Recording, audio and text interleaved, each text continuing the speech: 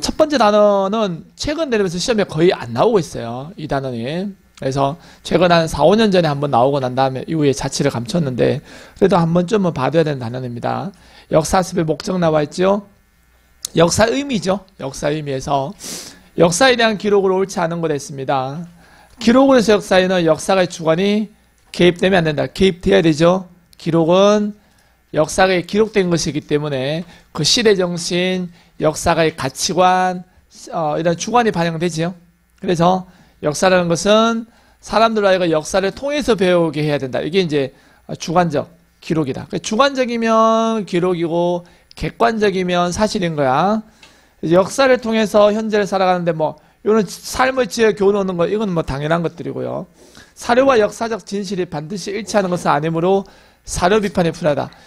역사 자료를 사료라 그러는데 역사 자료 사료에서 보면 내적 비판이 있고 외적 비판이 있어요.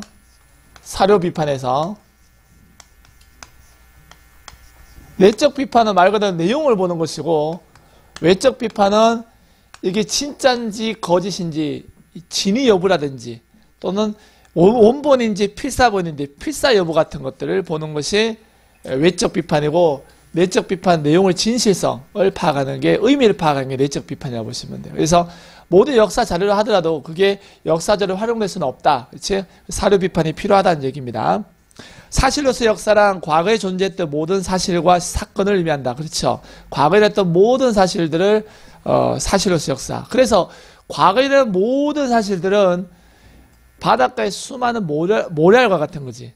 그 모래알과 같은 사건들 중에서 역사가가 취사 선택해서 기록하는 것이 바로 기록의 역사가 되는 거예요. 주관적 의미에. 그래서 1번을 골라주시면 되고 역시 2번도 보면은 다음 사료를 통해서 추론할 수 있는 역사서술의 특징과 맥락을 같이 하는 사례를 보기 위해서 고른 걸 했습니다.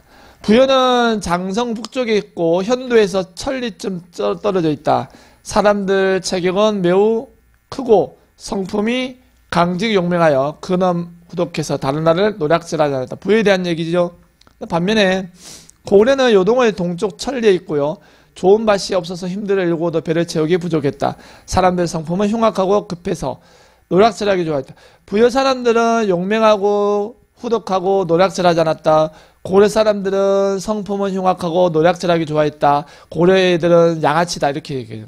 그죠? 이거는 고려와 부여, 중국 또는 부여와 중국과의 외교 관계 때문에 그렇지. 그래서 다르게 평가한 거야. 이게 뭐야? 주관이 개입된 거지. 그래서 역사 서술의 특징과 맥락이니까 주관적 서술, 그치? 또는 뭐, 기록의 역사, 이런 것을 의미합니다. 같은 맥락을 하는 거, 그럼 주관적인 거 골라주면 되지. 김부식의 삼국사기는 불교 관련 기사가 거의 없다. 왜일까? 이 사람이 유학자이기 때문이지. 그죠? 그러니까 역사가가 자기가 처한, 쉽게 말하면 뭐라 그래야 될까? 유학자. 만약에 자기가 승려였다면 불교사 얘기 많을 거야. 그 삼국유사는 불교사 얘기가 많잖아. 그러니까 저자의 어떤 걸 처한 상황에 따라서 내용이 달라진다는 것이죠. 고려사는 우왕을 부정적으로 기억했다. 신진사대부들의 사관이 들어가 있지. 그래서 고려말 신진사대부들은 조선공개에 참여하면서 고려사를 통해서 조선전기 때 우왕과 창왕, 무슨 입진?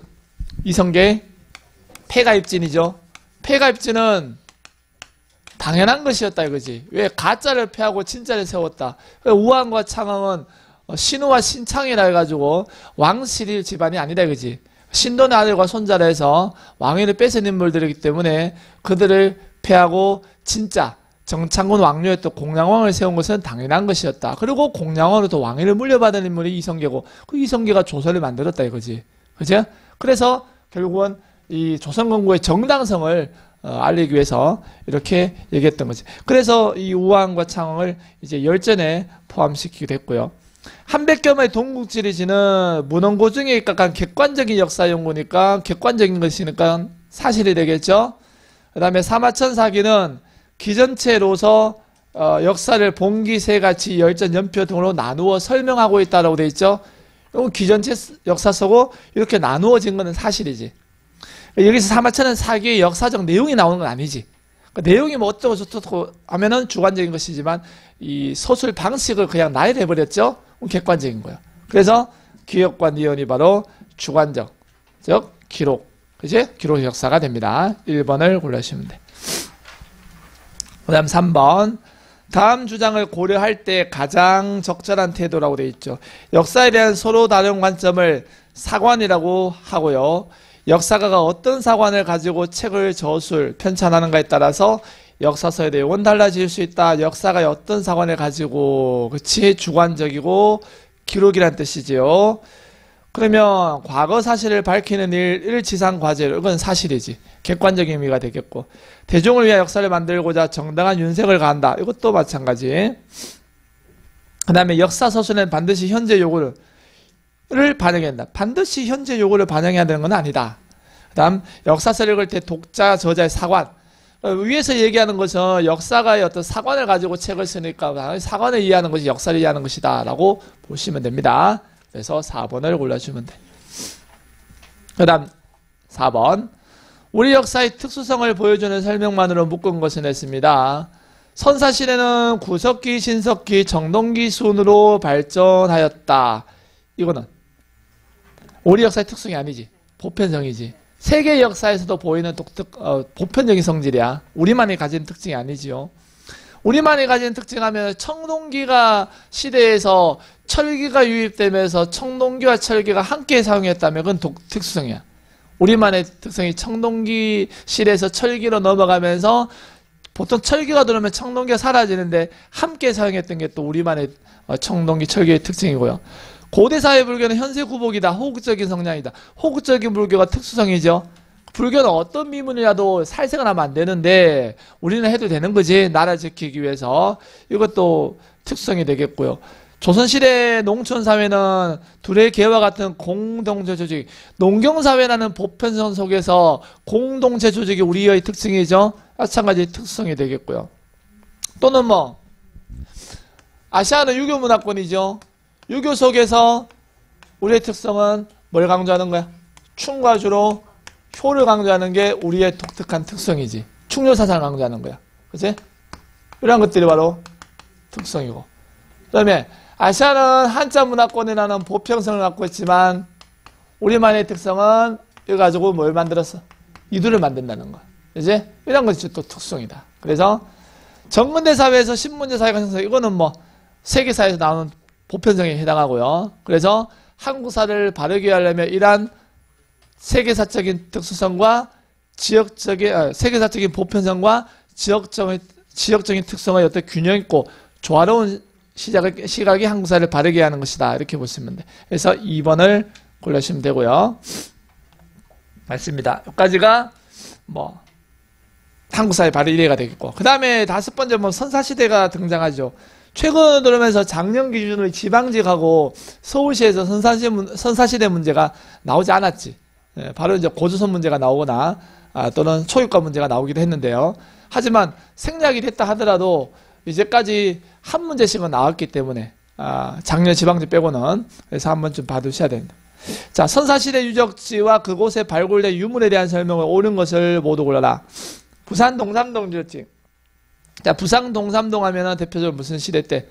신석기 시대 유적지요. 신석기는 밑에도 하나 나오는데, 신석기는 주로 해안가나 큰 강가죠. 물론 동굴에도 살았어. 신석기도 동굴에 살았지만 주로 움집 생활했고요. 바닷가니까 바닷가에 있는 유적지는 대부분 다 신석기죠. 그러니까 부산이 바닷가지.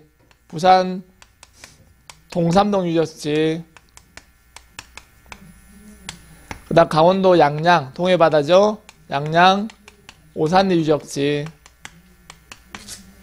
김해도 바닷가죠. 김해 쏘가리 유적지. 그 다음 북한 지역에 보면 웅기 굴포리 하면은 구석기 유적지도 되고요. 그 다음에 웅기 굴포리 서포항이라는 표현이 있어요. 굴포리 서쪽 항구 쪽이야. 서쪽 항구 쪽이니까 바닷가죠. 이게 주로 신석기 유적지가 되겠고, 그 다음에 큰 강가에 있는 것은 서울이지. 서울은 한강이잖아. 그래서 서울의 암사동 유적지. 그 다음에 평양의 대동강이죠. 평양 유적지. 평양 남경 유적지. 여기 있어보다 큰 강가나 바닷가. 그래서 신석기 유적지들입니다. 꼭 알아두셔야 될 유적지들이고,